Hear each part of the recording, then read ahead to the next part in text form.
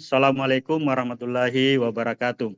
Waalaikumsalam Waalaikumsalam warahmatullahi wabarakatuh. Alhamdulillahillazi nahmaduhu wa nasta'inu wa nastaghfiruh wa na'udzubillahi min sururi anfusina wa min sayyiati a'malina may yahdihillahu fala mudhillalah wa may yahdlil fala hadiyalah. Asyhadu an la ilaha illallah wahdahu la syarikalah wa asyhadu anna Muhammadan abduhu wa rasul amma ba'du. Puji syukur kita panjatkan kehadirat Allah Subhanahu wa taala. Alhamdulillah, tak terasa satu minggu pertemuan yang lalu kita kembali untuk bertemu lagi di Golden Habit episode ke-227, 28. 28.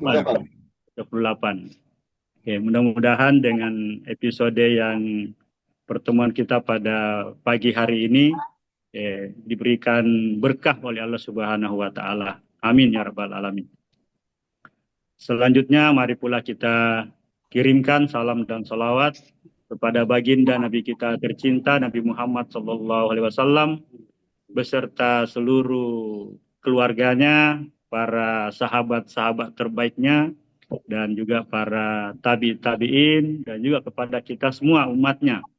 Semoga kelak nantinya kita bisa mendapatkan syafaat.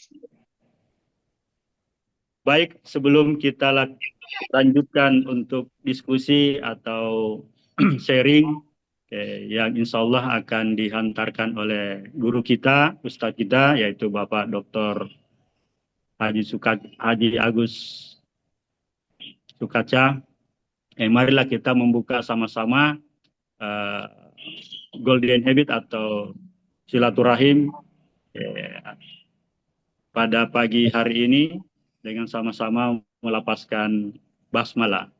Bismillahirrahmanirrahim. Untuk menyingkat waktu kita, kami persilakan kepada guru kita, Ustadz kita, yaitu Bapak Dr. Agus Sukaca. Assalamualaikum warahmatullahi wabarakatuh. Waalaikumsalam warahmatullahi wabarakatuh. Alhamdulillahirrabbilalamin. Assalatu wassalamu ala asyrafil anbiya wal mursalin Muhammadin wa ala alihi wa sahbihi ajmain. Amma ba'd, Bapak Ibu, saudara-saudara sekalian, segenap partisipan Golden Habit Forum, rahmakumullah, terkhusus kepada Dr. Kamaluddin ya, yang berkenan untuk memimpin acara ini. Juga yang lain-lain yang alhamdulillah ya, sudah hadir di ruang Zoom, mulai Papua hingga Sumatera, di tengah-tengahnya ada NTT, Sulawesi, Kalimantan, Jawa. Yang dari Malaysia belum kelihatan ini, yang seharusnya memimpin sidang. Baiklah Bapak Ibu sekalian, kita masih melanjutkan topik untuk menuju husnul khatimah. Salah satu passwordnya, syaratnya untuk husnul khatimah adalah bertauhid. Ini sebagai syarat penting ya, sebagai password untuk bisa husnul khatimah. Dan di Sabtu yang lalu kita sudah membahas bahwa di antara pengertian ilah yang kita nafikan keberadaannya kecuali Allah. Jadi tidak boleh ada ilah-ilah yang lain kecuali Allah. Itu ada yang berupa benda yang diperintahkan manusia, ya, ada yang berupa manusia, ada yang berupa hawa nafsu. Yang seharusnya kita berta'alluq hanya kepada Allah. Nah, hari ini kita akan membahas kaitannya dengan ta'alluq pada benda. Baik sekalian, ini mengingatkan kembali apa yang kemarin sudah kita sampaikan, bahwa misi utama kenabian adalah mengajak manusia untuk menyembah hanya kepada Allah. Sebagaimana firman Allah, wa ma arsalna min qablika mir rasulin illa nuhi ilaihi annahu la ilaha illa ana fa'budun. Dan kami Allah tidak mengutus seorang rasul pun sebelum engkau Muhammad, melainkan kami wahyukan kepadanya bahwasanya tidak ada ilah selain aku. Maka sembahlah aku. Jadi jangan sampai ada ilah selain Allah.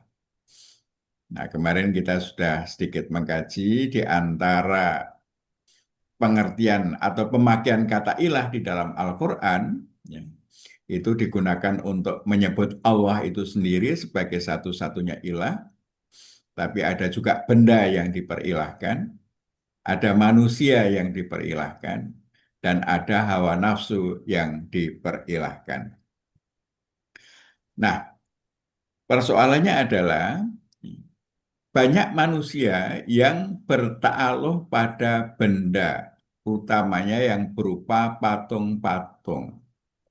Ini terutama yang dihadapi oleh para nabi, itu menghadapi umatnya yang berta'aluh pada benda. Nah, umumnya ya, benda atau patung-patung itu ada yang terbuat dari batu, ya, ada kayu, ada yang dari tembikar, ya.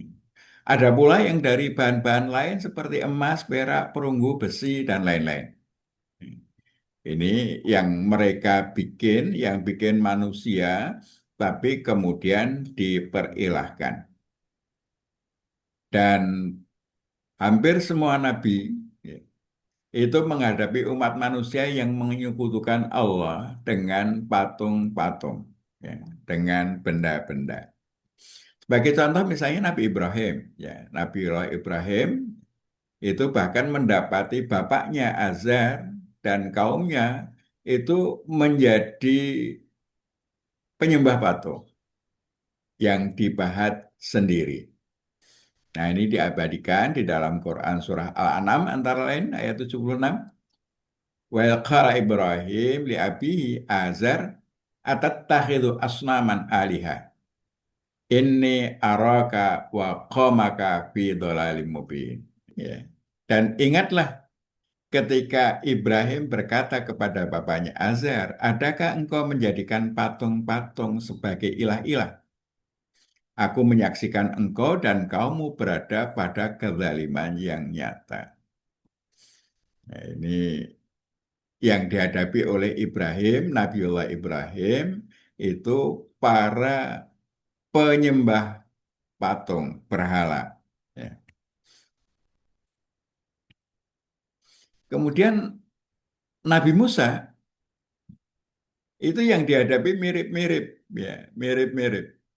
Bahkan ketika Bani Israel baru diselamatkan dari kejaran Fir'aun, ya, menyeberangi laut, ya, itu belum lama sudah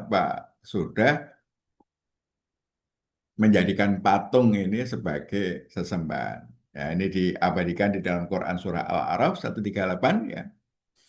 Wa jawazna bi bani Israil al-bahra fa'atau ala qaumin yaqufuna ala asnamil lahum qalu ya Musa is'alana ilahan kama lahum alihah qala innakum qaumun tajhalun.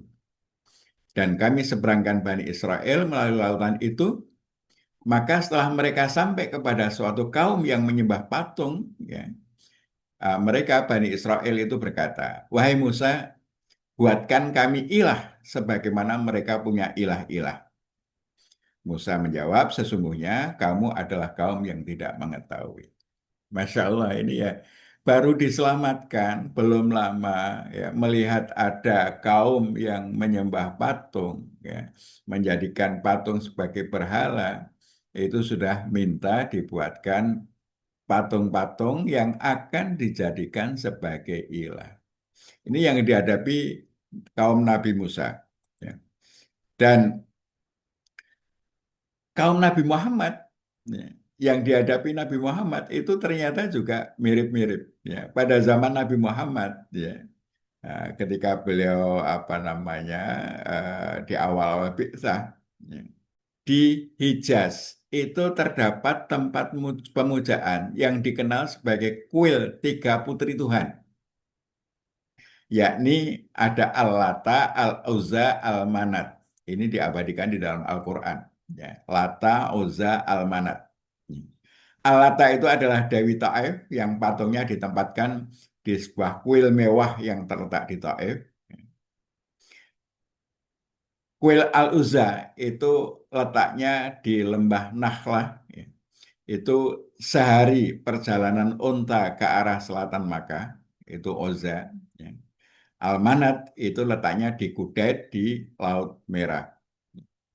Ini yang dihadapi Nabi Muhammad itu juga yang menjadikan patung-patung sebagai apa? Sebagai berhala. Bahkan di dalam Ka'bah itu di dalamnya terdapat patung yang namanya patung Hubal yang diminta dari kaum Moabit di Syria dan tetap berada di dalam Ka'bah itu selama beberapa generasi. Di samping itu di sekeliling Ka'bah ya, ada sekitar 360-an patung. Karena apa? Banyak suku-suku di Jazirah Arab yang membawa dan meninggalkan patung di sekitar Ka'bah ketika mereka berziarah ke tempat suci itu. Nah, jadi di sekitar Ka'bah itu juga dipenuhi patung-patung ya, yang itu menjadi apa? Tempat pemujaan.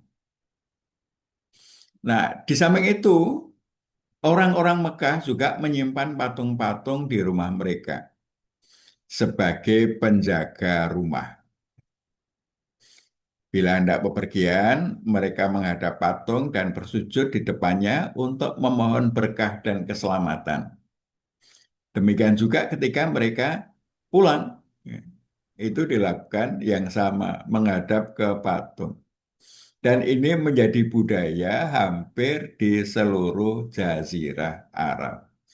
Nah, ini yang apa yang luar biasa yang dihadapi ya, bahwa benda yang dipahat dibuat sendiri oleh manusia dijadikan menjadi sesembahan. Nah, persoalannya dalam konteks kekinian apakah masih ada yang menjadikan benda-benda ya, itu menjadi ilah? Ini barangkali kita bisa melihat apakah masih ada yang percaya kekuatan magis benda-benda tertentu dan kemudian diperlakukan sebagai jimat. Atau mungkin bahkan ada ritual-ritual tertentu untuk apa? Untuk mengurusi benda itu. Ini Bapak Ibu sekalian bisa bercerita itu kejadian-kejadian di tempatnya masing-masing apakah ini masih ada. Tetapi intinya adalah bahwa menjadikan benda sebagai ilah itu apabila benda itu mengakibatkan seseorang mengabaikan Allah. Kalau akibat adanya benda itu seseorang kemudian mengabaikan Allah, berarti benda itu sudah naik derajat menjadi ilah. Meskipun secara fisik tidak kemudian disembah-sembah, gitu. Tapi ketika benda itu sudah membuat orang mengabaikan Allah, ya, tidak lagi peduli kepada Allah dalam melakukan atau tidak melakukan sesuatu, Allah tidak dijadikan pertimbangan karena adanya suatu benda, maka benda itu bisa naik derajat menjadi ilah. Mungkin kalau sekarang bentuknya bisa apa? Bisa mobil, kendaraan, ya, atau apa? Mungkin ada benda-benda yang diperlakukan sebagai azimat, ya, sebagai jimat, ya, untuk apa? Untuk kekuatan dan lain sebagainya. Nah, ini nanti mohon Bapak Ibu sekalian bisa apa namanya sharing untuk menambah pemahaman kita tentang masalah ini. Nah, persoalannya adalah mengapa mereka bertaruh kepada benda. Ini ternyata di antara jawabnya adalah untuk apa? Melanjutkan tradisi. Ini kasus yang dihadapi Nabiullah Ibrahim, ya. ketika beliau apa namanya diabadikan di dalam Quran itu dengan dialog ini, idh qala li abihi wa qawmi ma hadhihi tamathilu allati antum laha akifun qalu wajadna aba'ana laha abidin. Ya. Dan ingatlah ketika Ibrahim berkata kepada bapaknya, mengapa patung-patung ini kalian sembah dengan tekun? Mereka berkata, kami mendapati nenek moyang kita melakukan. Jadi karena dilakukan oleh nenek moyangnya, orang tuanya, maka mereka melakukan. Itu alasannya. Alasan yang lain karena apa? Karena apa? Karena eh, pengaruh lingkungan. Ya, pengaruh lingkungan. Lingkungannya pada melakukan itu, maka mereka ikut melakukan itu. Inilah yang dilakukan, ya, yang dilakukan oleh apa namanya umat nabi-nabi, mereka yang memahat patung, mereka sembah, itu alasannya apa? Tradisinya begitu, ya, orang tuanya begitu, sehingga ini menjadi alasan. Nah, Bapak Ibu sekalian, ketika tradisi itu sudah membuat kita buta dengan petunjuk Allah, ya, kita terikat dengan tradisi karena ini sudah turun-temurun. Kita harus melestarikan tradisi tanpa memverifikasi tradisi itu sesuai dengan tuntunan Allah atau tidak. Maka tradisi ini bisa naik peringkat, ya, menjadi apa? Menjadi ilah. Karena tradisi itu bisa membuat seseorang jadi mengabaikan Allah. Tapi yang menarik, ini umat-umat dahulu itu banyak yang apa menyembah patung itu mengatakan enggak, kami enggak nyembah. Ya. Mereka masih tetap percaya pada Allah. Ya. Mereka masih percaya yang menciptakan langit dan bumi itu Allah. Tapi patung-patung itu fungsinya sekedar untuk lebih mendekatkan diri kepada Allah. Ini menarik ini alasan-alasan, ya. Mereka ditanya, kalau ditanya siapa yang menciptakan langit dan bumi, mereka akan menjawab Allah. Ya. Tapi kenapa menyembah patung-patung itu? Ya. Mereka mengatakan mana buduhum illa liyuqarribuna ilallahi zulfa. Kami tidak menyembahnya, tetapi sekedar untuk apa? Mendekatkan kepada Allah sedekat-dekat. Nah, ini menarik. Ada orang yang apa masih percaya kepada Allah, ya, masih ingin apa mendekatkan diri kepada Allah, tapi menggunakan media, ya. Media-media berupa patung-patung ini. Barangkali ini yang apa yang sering kita hadapi, Bapak Ibu sekalian, terkait dengan benda-benda. Kalau kita tidak hati-hati, benda-benda itu juga bisa menyebabkan apa tauhid kita bermasalah. Ya. Karena bertaaluh kepada selain Allah itu hukumnya syirik. Dan syirik itu akan menghambat kita untuk husnul khotimah. Ya. Jadi sulit untuk husnul khotimah kalau masih ada syirik di dalam hati kita. Demikian Bapak Ibu sekalian, sekedar sebagai pengantar, nah, berkenan nanti Bapak Ibu yang lain bisa menambahkan, ya, sehingga kita bisa semakin membersihkan tauhid kita dari peluang-peluang untuk syirik. Sementara demikian, ya, Assalamualaikum warahmatullahi wabarakatuh.